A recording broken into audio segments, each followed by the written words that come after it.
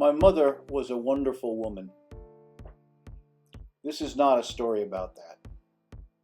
This is a story about home cooking, or more precisely, about what I thought home cooking was before the world corrected me. At our house, chili began with ground beef. No oil, no garlic, no onion, no spices making a nuisance of themselves. Just beef, heat, and confidence. The beef was browned, then browned some more, then encouraged firmly into the region between well done and architectural material. Then came kidney beans, not enough to rescue the beef, but enough to give it company. This was chili, and in retrospect, it was one of the best things we had. My brother crushed saltine crackers in his hands, dumped them on top, and stirred the whole thing up into a paste. I don't know if he was trying to be a chef or a revolutionary.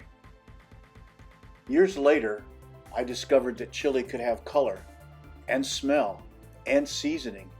Apparently, this was legal. Roast beef was another big event.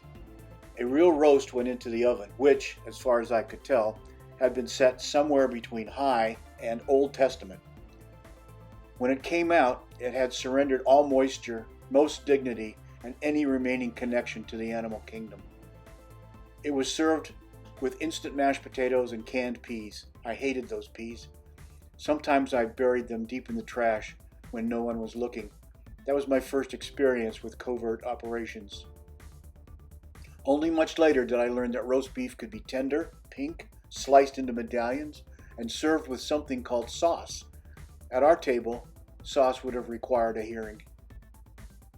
Spaghetti was the grand Italian gesture. The meatballs were formed without visible seasoning because seasoning was already under suspicion. They were browned, then well browned, then reduced to firm little spheres of resolve.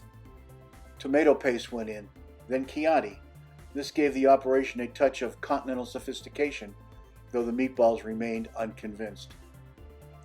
Spaghetti was then served with grated Parmesan from the green Kraft container, with a fork and a broad spoon for twirling. To me, this was not a poor imitation of Italian food. This was Italian food. Then I grew up and discovered that spaghetti came in varieties, lots of varieties, delicious varieties. This was startling news. My mother had opinions. She did not like Frank Sinatra. She did not like Mother Teresa. And she did not like peanut butter because, as she explained, it stuck to the roof of your mouth. This was not really true, but in her courtroom, the verdict had already been entered. That was how she understood things. She did not simply like or dislike something. She had a reason she could explain. And once explained, it was supposed to make sense to you too. My father did not like anything spicy, undercooked, exotic, garnished, or even slightly weird. Once in a restaurant, a waiter asked how he wanted his hamburger prepared. Dad said, "Burn it." Another time, pea pods appeared on his plate as garnish. He told the waiter, "Get this garbage off my plate." So maybe my mother's cooking was not a failure of imagination. Maybe it was adaptation. Why put peppers, spices, sauce, cheese, herbs, or surprise into food when the main customer wanted it plain, safe, and dead on arrival? Years later, among my mother's old letters, I found recipes she had clipped from magazines in the early 40s. They were colorful, interesting, even exotic. Evidence, I think, that before she learned to cook for my father, she may have wanted to cook for herself. And sometimes, when Dad was out of town on business, Mom went to Piggly Wiggly Continental on Ventura Boulevard and brought home the fixings for shrimp curry over wild rice.